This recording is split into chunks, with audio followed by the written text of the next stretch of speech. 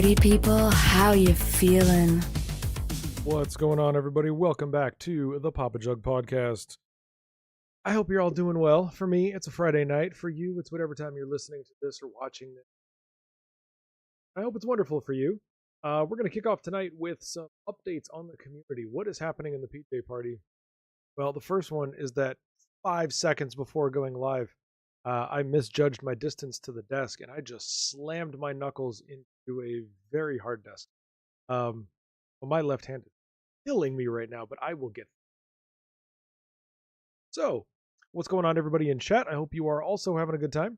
Tonight we do have a ton to talk about, and like I said, I want to do a quick start with updates to the community itself. So there is a bunch of stuff that is going on. The first and the biggest is that the new Discord subscription program is live. So why did I create this? I created this for a couple of reasons. The first reason is because we want to make sure that everybody is getting proper value for what they are paying. We appreciate everybody who supports this community financially. Up until now, that has been entirely through Twitch subs, which we are hugely grateful for. But Twitch doesn't give you a whole lot for your sub, and Twitch gives me even less. So they keep more than 50% of the money. Let me rephrase that. I don't get at least 50% of the money. So you guys are supporting the community, but most of it goes to Twitch. So that's not cool. So I've created, over a period of about a month to 2 months, I worked on this idea.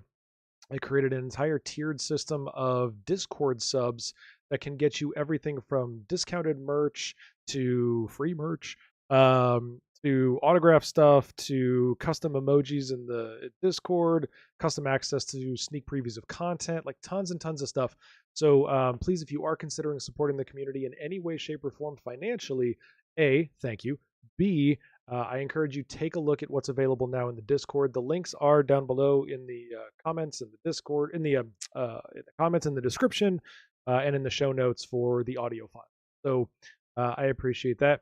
The other is, as I was just talking about, we have added some new content to the Discord itself. There is now a suggestion box. There's going to be a new sneak preview section for subscribers. We're adding more content for Skull and Bones. We're adding content for Starfield. All of the upcoming games that I'm going to be playing on stream, there's new stuff for that. So you can go in there, find more people. The Discord is now well over 200 members, so really, really excited. And then I've got more bot stuff planned. I've got more games planned. You now have daily coins you can collect. So really investing properly in the Discord, because the Discord is and will be the hub of our community. So that's all of that. What else do we got here? Okay, so let's keep going, because as I said, this is a packed episode, but I will be doing, and you will see again all of this stuff in the Discord in terms of updates also. I am doing the Skull and Bones closed beta. I got the invitation to the closed beta, so I will be broadcasting that live on Twitch on the 24th. We've got something on the 31st. Starfield's on the 31st, not September 1st. It's actually launching August 31st, 5 o'clock p.m. Pacific time, so I will be streaming that on August 31st. We've got a collab coming up with my friends, The Real Chappie TV and Mr. Jinxie, where we are going to be indulging ourselves in the fiery 5 Bean Boozle challenge, so that's going to hurt. Tons of stuff. What else did we have going on? We've got our 1,000 follower celebration on Twitch. That had to get pushed back. I just can't do 5 events in 2 weeks.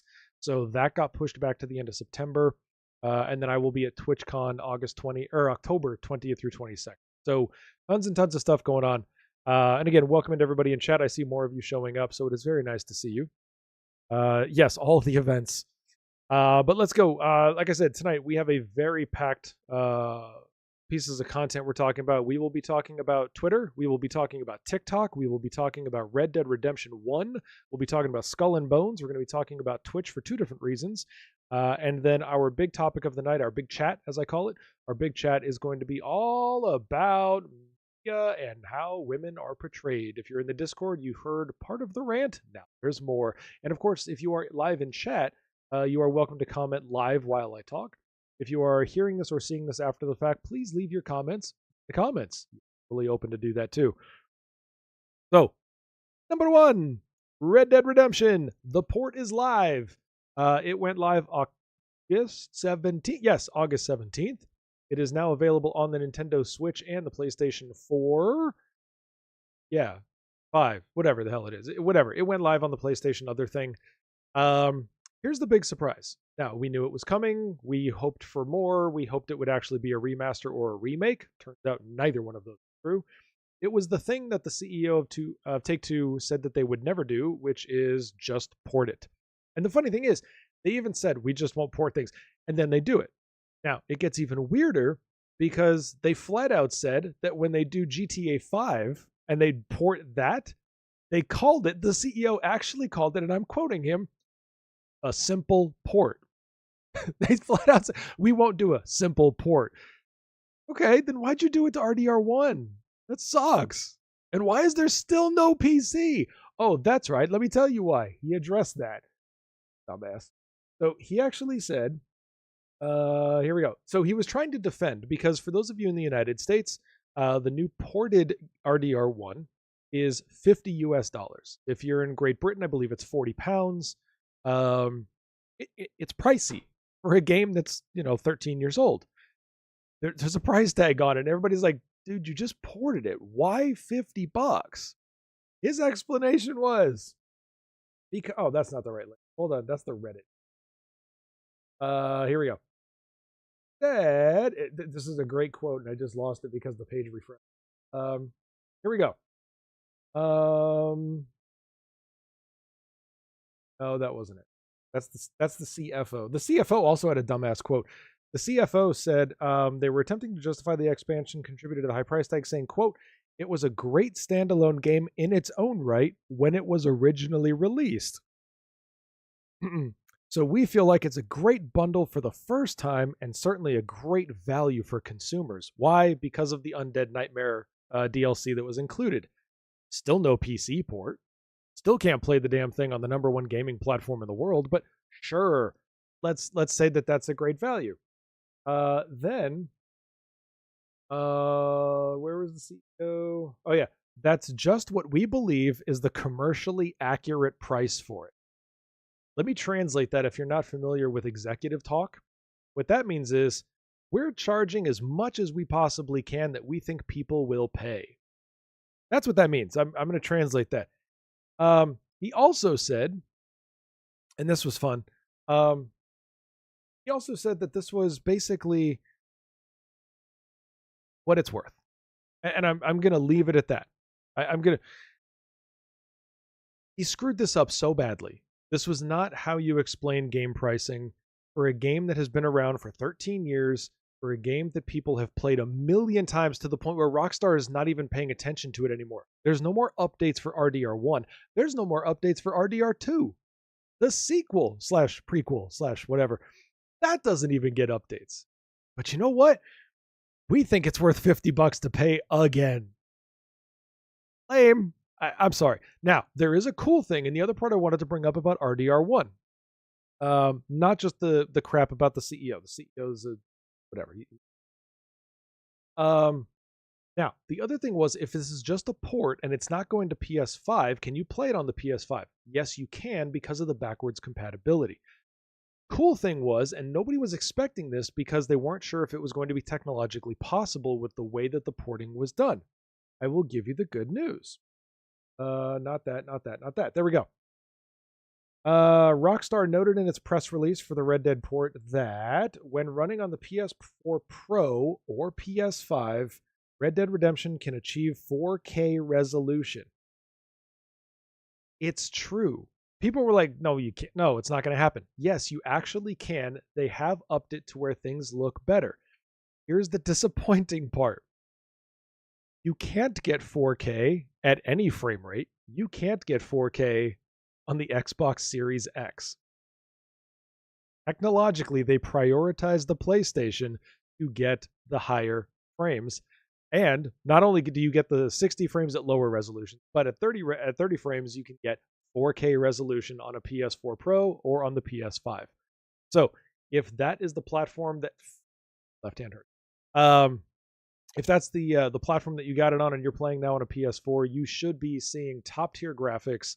As in fact, it was tested by. Let's see this. It was a European. Oh, where did it go? Dang it! The whole page refreshed and everything is screwed up. Anyway, it was tested by a European company. And no, there it is, the Eurogamers Digital Foundry. They tested the port and they found that the Red Dead Redemption is visually better and more stable on PlayStation than it is on Xbox, even compared to the Series X. While it generally looks the same, because it is a port, they didn't like up anything, they just ported it. Things like shadows are higher quality and the overall graphics are quote unquote less messy. So, good news if you've got a PS5 or a PS4 Pro, if you picked up the Red Dead Redemption port for $50 US. Hopefully you find it worth it and you get better graphics. So, do I think Rockstar took the easy way out and just did the simple port, as the CEO called it? Just did a simple port and that was all they had to do? Yes. I think they found a way to make extra money, probably to pay for staff to continue making GTA 6.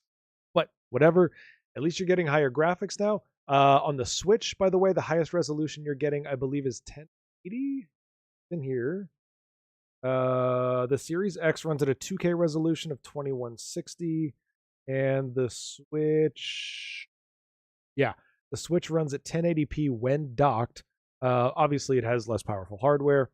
All versions of the game run at 60.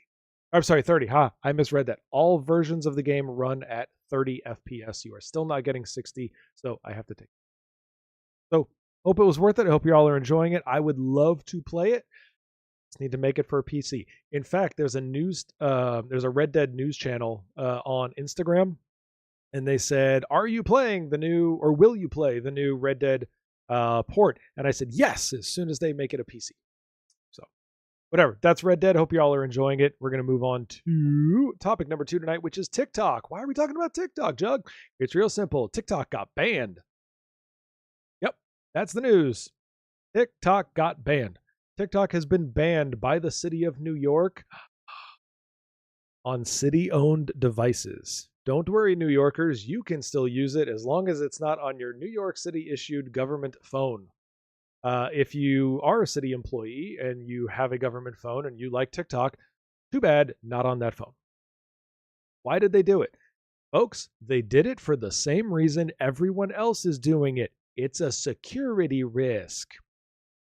I'm going to keep telling you this until it's not, but it is. TikTok is a security risk. Company that owns it is headquartered in China. It is Chinese law. All corporations must provide access to every piece of data they've ever collected forever until the end of time to the Chinese government. Guess how much user data TikTok has? Shit tons. And it all is accessible to the Chinese government. So that's why US and other governments keep banning it, because your data is so easily accessible right now to the Communist Party. If you're okay with that, fine. I'm not telling you not to be okay with that. I'm telling you that you shouldn't be okay. No, I'm just. If you don't want your data accessible by a government that is hostile to you because of where you live, don't use TikTok. Just don't. Now, I will give one caveat to this. I am exploring a way to completely anonymize my account. I have an account. I have an account for my content team. I have an account for myself. I have an account for, which, by the way, I kicked a little kid off of to get it. I have a content for Papa Juggernaut. I have accounts, but that's it. I don't use them. There's no content posted on any of them that involves me. So that's that. But I am working on a way. I'm exploring how to completely anonymize it, which if I can do this, and I'm not like some super tech wizard, if I can do this, I'll tell you how I did it. And then maybe it's safe to use TikTok because then the Chinese can't get shit. So cool.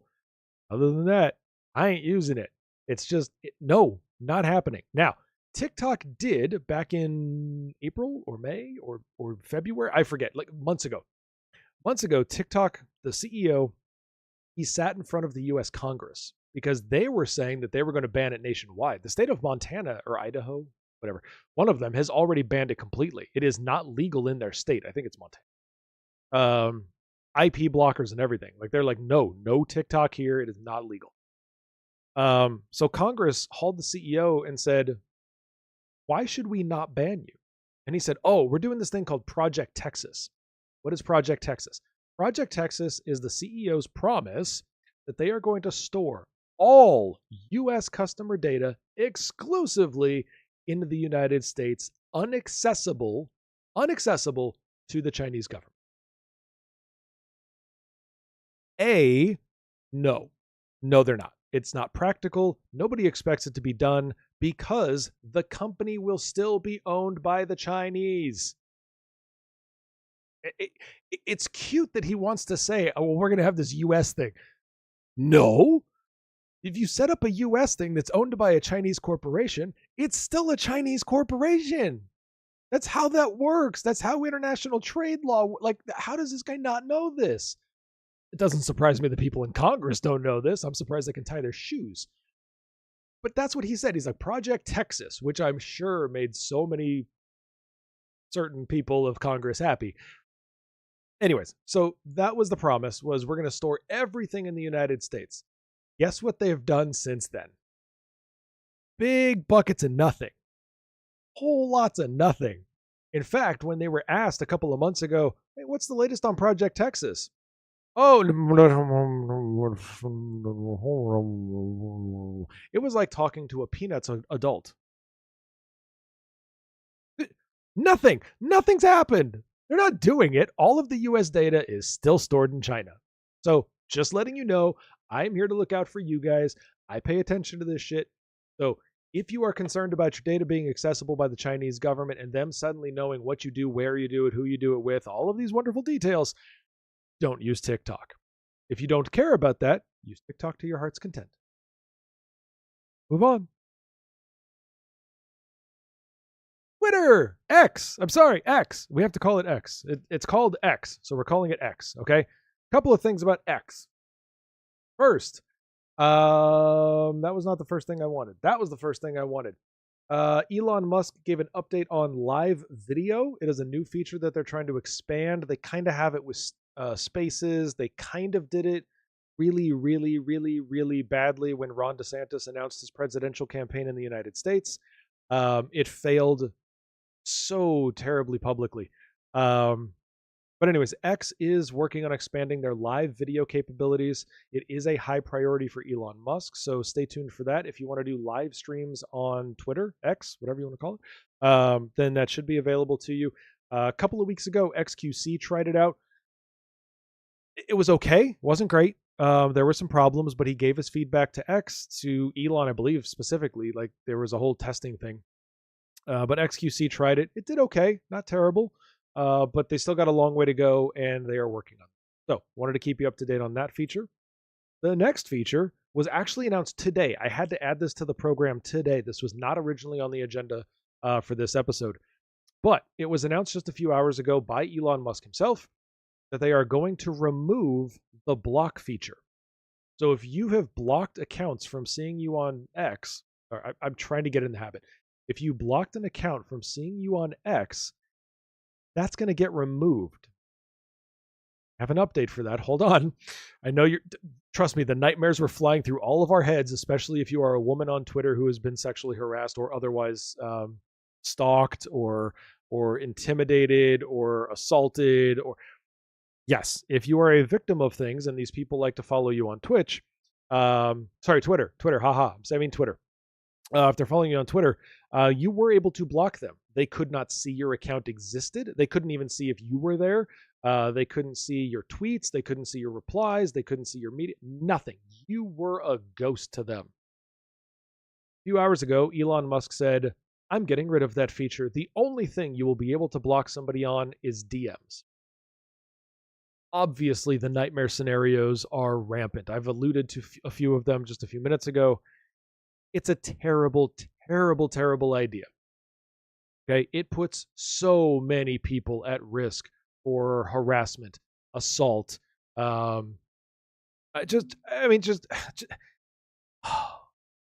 all the bad things that can happen will happen. And he wants to go out and he sends his CEO out and but he's the CTO or whatever the fuck he is, whatever that is. He goes out and he does those things. So there's that. Here's the thing. it may not be legal. What the users of X have posted since then is that you can't. You can't eliminate the feature because it's a requirement of both the Apple App Store. I'm sorry, the Apple Play, whatever the fuck, the Apple App Store, and then the Google Play Store. You have to have the ability to block abusive users. It's in, apparently, the license agreements. You can't list your app there if you don't have the ability to protect yourself. Now, I will fully admit, I have not looked into this myself. You guys know that I normally would. I would go check the agreements, I would check all the contents, and I would find out if this is an actual thing or is this just a whole bunch of people retweeting somebody's, spoof. So I do have to warn you, I have not legally checked into this myself to find out, is this an actual requirement? At this point, what I'm seeing does look legitimate. And it also, if I recall correctly, it is absolutely, I don't know about the United States, but it would certainly be a requirement in the EU. The EU has very strict privacy laws, and you have to have the ability to control your own data, including who sees it. So without checking, I know for a fact it would be a requirement in the EU. I would imagine it's a requirement in the US. It makes sense because they want to give people the ability to do that. But I would say that there's going to be some restrictions on this. I saw one great tweet that said Elon Musk probably doesn't know the regulations around his own product, and he's probably going to backtrack this and say he was either trolling or kidding. We'll see. So, yeah. So, those two things are coming to Twitter/X. I'm sorry, we have to call it X, guys. We got to make the transition. He's not going to ever go back to Twitter, so let's just call it X and move on. It's X. It's about to be the X app in a second. Certainly is becoming less and less of my favorite. All right, so that's the update on X. Up next, we have Twitch. SUBtember is coming back. Why? Because Amazon needs money. I mean, Twitch needs money. I mean, whatever.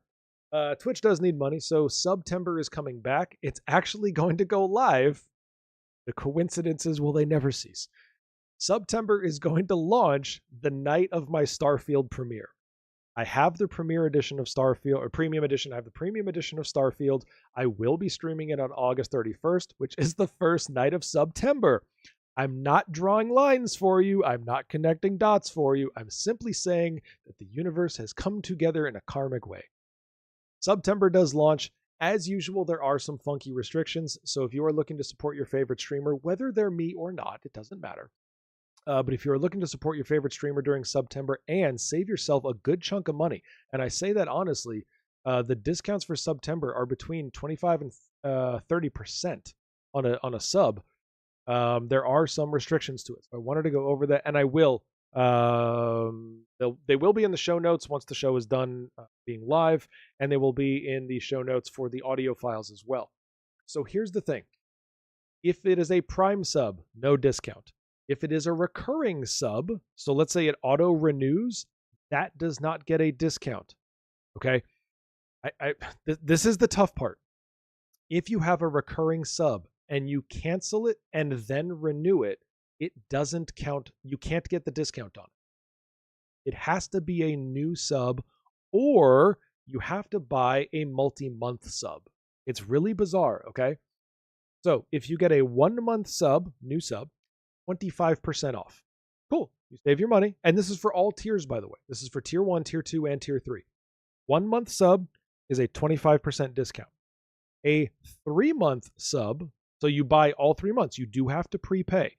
If you prepay all 3 months will get 25% off. That's a good deal. Like I can give Twitch shit for a lot of stuff, and I can praise Twitch for a lot of stuff. I'm telling 25% off a sub is a good deal. If you get a 6-month prepaid sub to your favorite streamers, if you get a 6-month prepaid, it is 30% off. That's a really, really good deal. It's pretty cool. So I would say look into that if you are looking to support a streamer.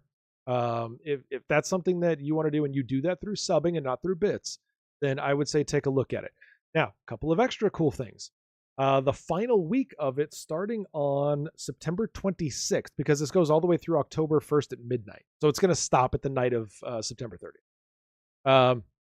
But the final few days of September 26th through the end, you get 25% off all gifted subs. All the stuff I told you at the beginning only applies to you. If you gift, there's no discount until September 26th. September 26th, it is 25% off any and all gifted subs. It doesn't matter. If you pay for a gifted sub, you get the discount. Now, a lot of you, I know a lot of you pay for these subs because A, you enjoy the content, but B, you want to support a streamer. You are financially contributing to their well-being. First of all, on behalf of all of us, we are very, very grateful for those of you who do. Thank you. If you have the ability to do it and you do it, we thank you for it. We know it's not easy for everyone. The second thing is, when you do these during SUBtember, only thing that gets discounted is your price tag. The income, the revenue split that goes to the streamer, they still get their full revenue split. That's pretty cool. I do think that for all of Twitch's screw ups with the sub program and with partner programs and all of that, you will get the discount on the price, but the streamer will still get full payment that they would normally get as if you did pay full. The fun part of all of this is that if there is a 6-month prepaid tier 3 sub, okay? Say that again. 6-month prepaid tier 3 sub, the streamer will actually get 100% of the revenue. Twitch won't take any of it because of the way the discounting works, the prepaying amount works. Because of the math involved, a prepaid 6-month tier 3 sub, 100% of that money, which is, if you do the math in the United States, I'm not doing the regional math for you. Everybody's Forex conversions are different. But the streamer will actually get 100% of the money. So if you're doing it just to support the streamer, if you're doing it just to say, here's a contribution to you, 6-month prepaid, tier 3 sub, 100% goes in. So that's a great way to support your favorite streamers. Again, I don't care if it's me, if it's not me, whatever. But please, if you are going to support a streamer, that is a really great way to do it. And you will save 30% that you would have normally paid every month. So pretty cool stuff. Next thing for Twitch, that is not the only thing. Twitch has announced a new thing that rolls out next month. So during SUBtember, coincidentally, they're changing the way that the ban system works. Bans right now, if I were to ban somebody as a Twitch streamer, I can ban anybody here. And basically what that means is you can't chat. You can watch the stream. You can make clips from the stream. You can watch VODs from the channel. But you can't chat. That's all it does. It only bans your ability to actually engage in chat. Now, what Twitch has finally announced, and this has been something that the community has asked for a long, long time, both the creator community and the viewer community, Twitch is upgrading that to prevent them from seeing your live stream. It hasn't worked for VODs yet. It isn't going to work for VODs yet, but we've already heard confirmation from the head of product development that it's coming. They're still trying to figure out how to make it happen. But we do know in September they are going to launch a ban feature where you can, as for creators can go in and check to make sure that banned people can also not see live content. So it actually says, I'm going to stop banned users from viewing stream. When enabled, banned users will not be able to watch your live broadcast. Well, that's a good upgrade. That's a really good upgrade coming from Twitch. It helps with security. It's going to help deal with toxic members of the community, because what some people can do now, if somebody really wanted to harass a content creator, well, whatever. I'll let you. I'm not going to explain how to do terrible things on the internet. Never mind. So let's just say that it's going to help with the ban. It's going to make the ban more powerful, which is very, very exciting. I wholeheartedly agree with a lot of the things that are happening in chat right now because they're trying to ban each other, and this is good. This is the way it should be. Let's all ban each other. So, a couple of cool things coming up from Twitch. Check out both of those in the month of September. Up next tonight, Skull and Bones. I talked about this. I want to talk about it a little bit deeper. I did say that I will be part of the closed beta that is happening August 24th. It goes for like 4 days. It's August 24th, I think, through the 28th. I will be definitely streaming it on the 24th. Anything beyond that is up in the air right now because it conflicts with all of my other content. So anyways, why Skull and Bones? So Skull and Bones does have the closed beta that's happening next week. Interesting, or this week, depending on when you're watching this. It starts August 24th. I will be part of it. But I wanted to talk about Skull and Bones because there was an interesting comment, and I just forgot if it was in my Discord or if it was on X. It was, is Skull and Bones past its prime? Oh no, I take it back. This was in the Rise Above Discord. This was, I believe, from my friend Real Chappie. So Chappie was asking, is Skull and Bones past its relevant? Did it miss the boat, basically? Ha ha ha, look, funny ocean pun. Did it miss the boat? It was supposed to come out in 2019. COVID, obviously that was a big deal. It certainly was a big deal in Asia. So, reasonable delays, but there were also studio delays. And then it was supposed to be canceled, but then the Singapore government said you can't cancel it because the Singapore government, you have a requirement that this has to be finished because you're using the Singapore studio. So there was all these restrictions. I'm curious, is it past its prime? Has it missed the boat in terms of catching the audience? And I'm not talking about the closed beta. I'm talking about the game itself.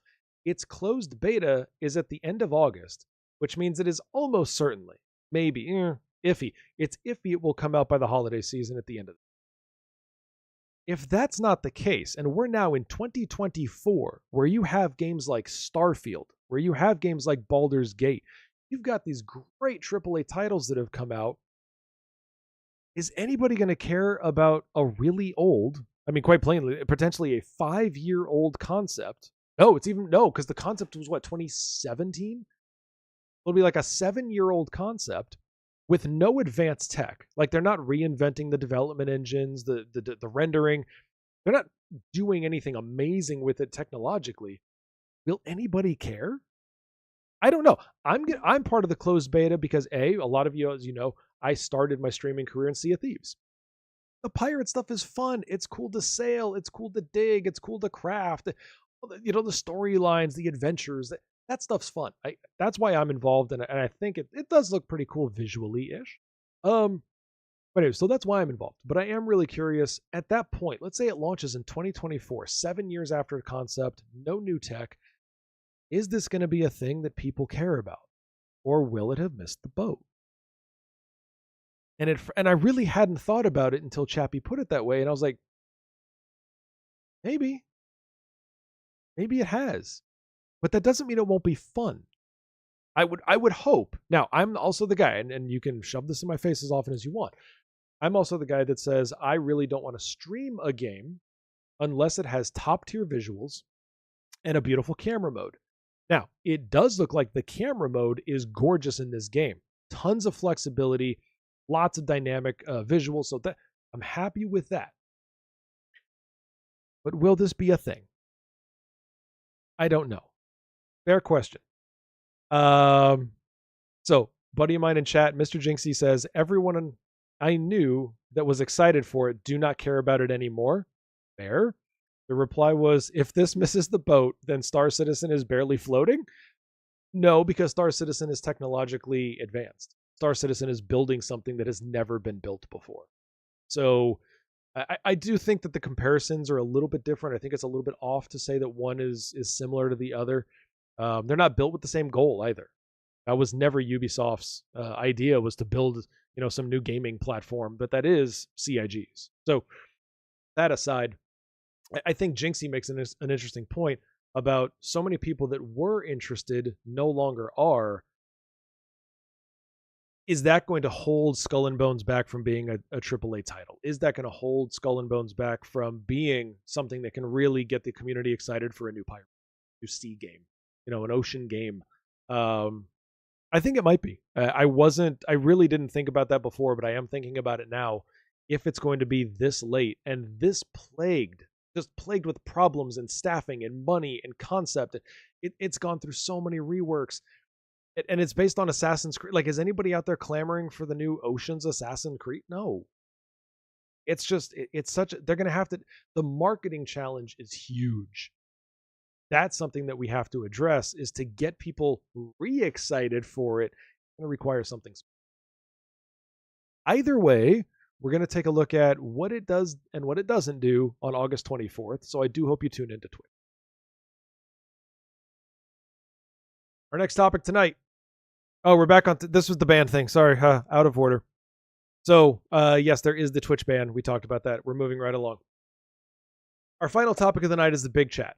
If there are any female gamers or content creators or women in the media that are currently in chat or listening to this podcast, I want your feedback on this. I want your insights on this. I want your experience on this.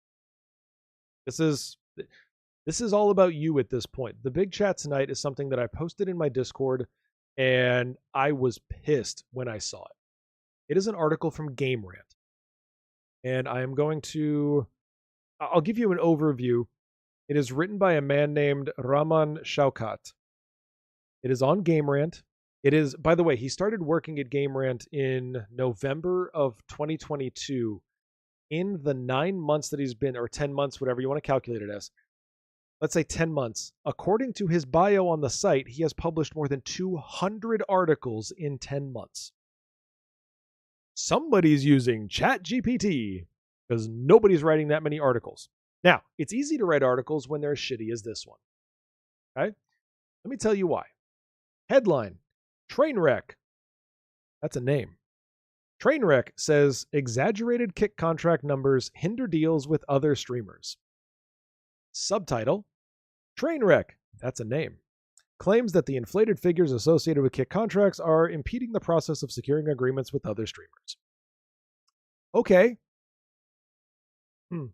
In the bullet points, in the synopsis bullet points, Trainwreck, blah, blah, blah, blah, blah. The undisclosed figures of Aiden Ross's deal, that's a name. And the reported $40 million offer to Kai Cenat, that's a name. And iShowSpeed, that's a name, have led to distorted perceptions and unrealistic expectations among creators. Despite these challenges, Kick continues to expand its partnerships with influential content creators such as Fusi, that's a name, and a top female creator from Twitch. That was a weird ending to that sentence. Let me try this again. Guy with a name, blah, blah, blah, blah, blah. Guy with a name, blah, blah, blah, blah, blah. Another guy with a name, blah, blah, blah. Another guy with a name, blah, blah, blah. Another guy with a name, blah, blah, blah. And a top female creator from Twitch. Boy, I can't put my finger on why this is different. Let me try reading some more here. In a recent statement, Trainwreck, that's his name, got it, okay. Blah, blah, blah, talks about things. Creator program there. Soon after Kick announced the signing of the well-known content creator Aiden Ross. That's Aiden's name. It's widely reported that he had secured a groundbreaking deal with Kick, yep. Extended a jaw-dropping deal to both Kai Cenat and iShowSpeed. That's two guys with names. Who enticed them away from Kick's ranks. Kick shook the industry again in June by announcing a staggering $100 million deal with the popular streamer XQC. That's a guy with a name. Okay, we know who all these guys are. This is good, very helpful. When you're trying to illustrate a point, you want to put a name to it. That way, people know who you're talking about. I get that. Okay, this is good so far. While these figures have highlighted blah, blah, blah, blah, blah, blah, blah, blah, blah, Trainwreck, dude with a name. Okay. This is good. Yep. E noted. Yeah. We got it. XQC, guy with a name. Generated substantial buzz. He might have played a crucial role in sparking this discourse, notably. YouTuber turned boxer Logan Paul. It's a guy with a name. We know who. We can talk about Logan Paul because he gave us the name. This is good. Recently expressed skepticism about XQC's guy with a name. Good. Despite these hurdles, I'm going to skip down to the bottom paragraph. Despite these hurdles, Kick continues its expansion by securing partnerships with influential content creators globally.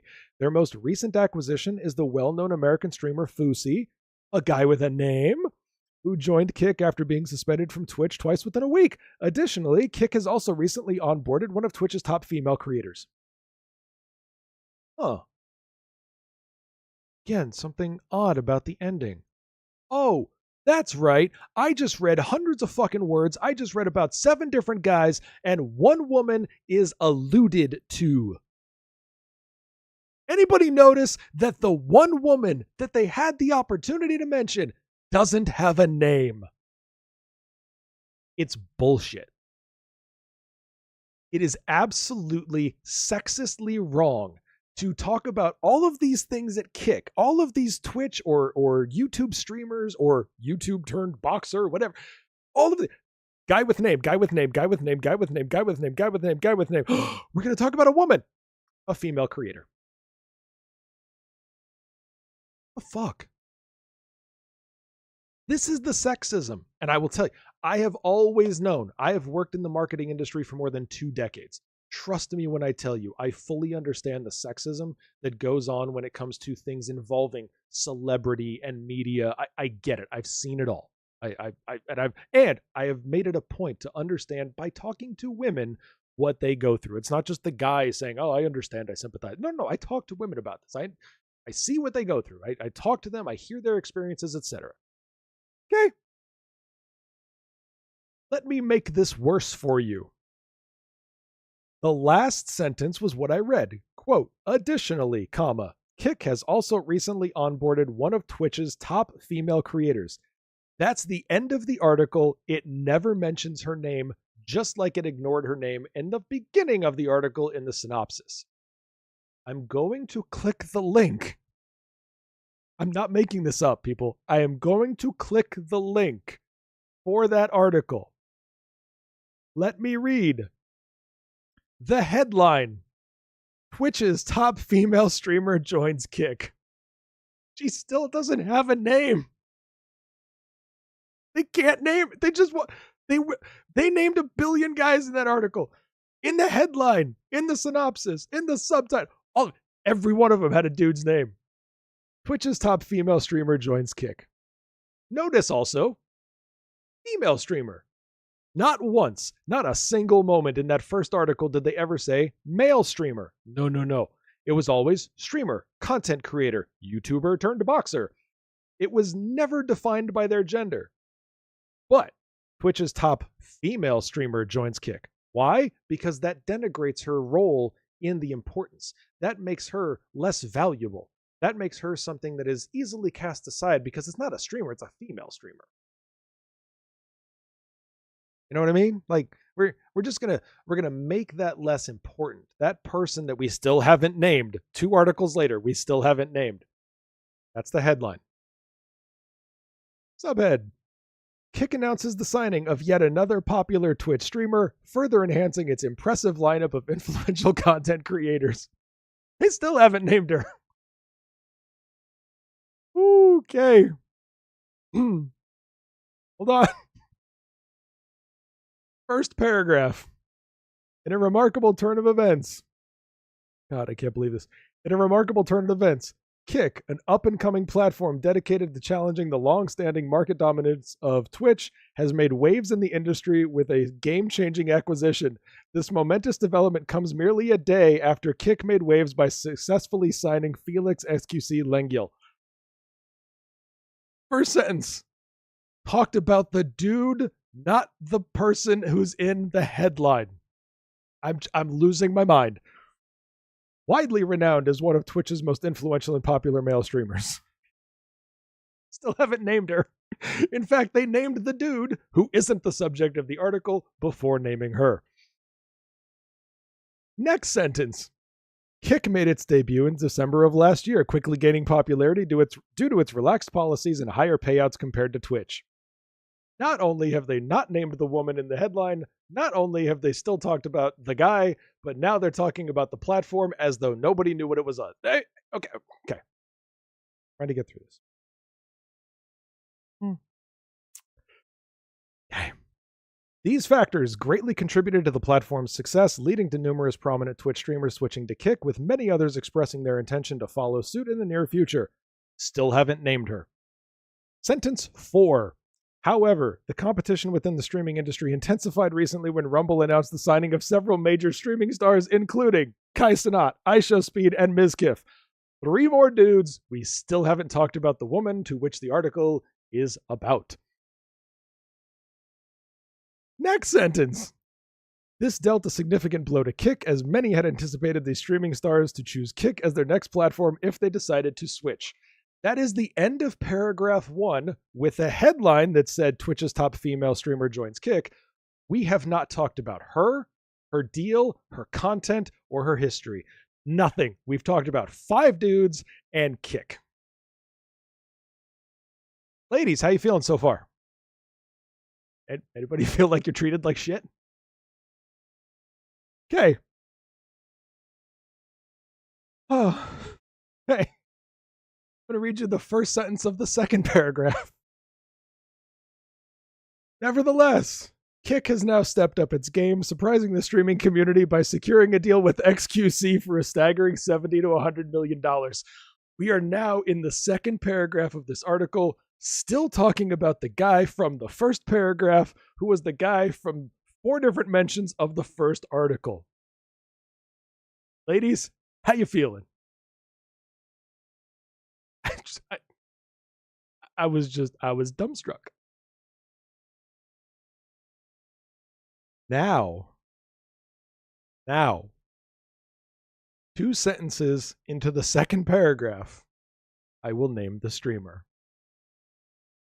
Just hours later, the platform reportedly signed Amaranth, who held the title of Twitch's most watched female streamer last year. There you go. She has a name. She's not just a set of boobs. She has a name now.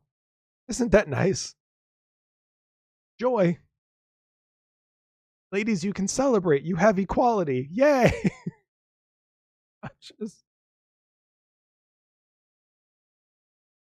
This is the bullshit. This is what women have to endure. Not just in GameRant. Not just in their ridiculous website. This is what they have to endure in gaming. This is how they're treated in gaming. They are second-class gamers. What happened? You guys remember like episode, was it 1, maybe 2, whatever it was, when we talked about FaZe Clan? You remember what Grace Van Dien endured when she joined the boys club known as FaZe Clan? Holy shit. One of the members actually said she's not a real gamer.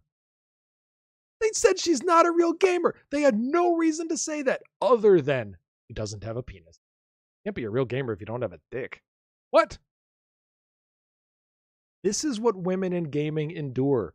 This is what women in the media endure. This is what female content creators endure. They are constantly treated as an afterthought. They are constantly treated as an accessory. It is insane that this happens in 2023. It does. Happens all the time. This is a completely male-dominated industry, no matter what part of it you look at. Game dev studios, anybody remember the fun that women used to have at Activision Blizzard? It was fucking company policy to harass women when they first started working there. And then it continues. Like, everybody got excited with Activision Blizzard getting bought by Microsoft because they're like, Microsoft is going to fix this shit. Microsoft is not going to allow them to continue that. Which, you know, certainly there were policy changes before the Microsoft deal because Activision got sued and lost their ass. Their CEO got his ass canned, whatever, all of those things. So all of that was happening. But this is what they have to go through. This is what the men of gaming, this is what the men of content creation, this is what the men of the media, this is what they do. I tweeted about this to GameRant. I posted it in my Discord. I posted it in the Rise Above Discord. GameRant has said nothing. The article clearly has not been updated. Neither one of them have. I called them out to GameRant. I'm like, hi, I'm reading articles. What the fuck? No response. They don't care. It is so imperative for guys, for us. We're a guy watching or listening to this. All of us a favor, especially the women in your lives. Stand up with them. They've been making vocal complaints about this for many, many decades, okay? Female empowerment is at its height right now. Everything from, I mean, you can go back to the suffrage movement, you can go all the way up to the Me Too movement. Like, women have been earning and claiming the power that they deserve, abilities that they deserve, and the opportunities that they deserve. They've been fighting this fight for a long time. Guys, have to step up with them. Sometimes that means for them. Sometimes they will not have the opportunity to defend themselves. If you do it. I didn't wait for some woman to tell me that I needed to complain to GameRant. I did that. You can do that too. You can step up without having like what did the head of FIFA, he's an Italian guy, and I'm forgetting his name. I want to say it's Giano. Oh shit, I'm forgetting his name. I apologize. But the CEO of FIFA said that women needed to convince men what opportunities they should be given. Don't be that guy. I read his full comments. I will say, I read his full comments. I think part of it was a language barrier. He was speaking English as I understood it. He was speaking English in the interview, and that is not his first language. But I think his point was, if you don't see something, how do I put that? If you see something that isn't happening correctly, tell us. Like, come tell. I think he was saying, come tell a guy, hey, this needs to get fixed. If we're not fixing it. I think that was his point. Maybe I'm giving him the benefit of the doubt. But if not, all he flat out said was, women, you need to convince us that you've earned it. That's wrong. No. So guys, do what you can. When you see shit like this, call it out. Reach out to the media, reach out to the game studio, reach out to somebody and say, look, this is not right. That's all you've got to do, is just make somebody aware of it so that it can get fixed. Because if nobody calls it out, if nobody says anything about it, it's not going to get fixed. And the women in our lives, our wives, our daughters, our mothers, our nieces, our granddaughters, all of these, they still have to fight. We're making it so they have to fight. I'm reminded of... can't tell you that. That would reveal something. I was told this by a veteran, military veteran. I volunteered to serve in the armed forces so that future generations wouldn't have to. Now, obviously, future generations will be volunteering or being drafted into forces. The concept was, I want the world to be a better place for the future. If we're not standing up or standing next to, the women in the world, they're going to have to fight harder. It's that simple. When you see shit like this, when you see somebody being toxic in game chat to a female streamer, when you see somebody like Aiden Ross, who clearly hates women, he has a severe problem with that. But when you see that kind of stuff, don't support. Giovanni, thank you, chat. Giovanni Vincenzo, Infantino, see. Do that part, do that step, do that thing that can help.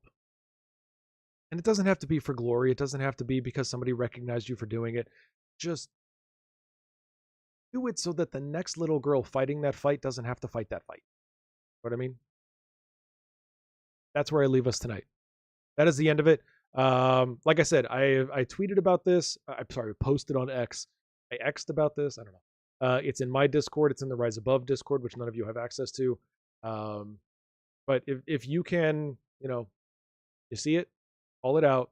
Let's try to fix it proactively. We don't have to be negative assholes about it, but if we can do it proactively and positively, let's try to get this stuff fixed and help the women in our community who don't deserve to be ignored, sidelined, or ridiculed simply because of who they are. That's all I'm saying. Everybody, as a reminder, I am live 3 times a week on Twitch. I host the podcast every Friday night at 7:30 Pacific time right here on YouTube. And of course, the audio is always available the following Monday, so you can download it on all of your favorite audio platforms, including Spotify, iTunes, iHeart, CastBox, TuneIn, all of those. So go enjoy the rest of your night. Go have yourself a good morning, a good day, a good night, whatever it is for you. And I will see you next Friday. See ya.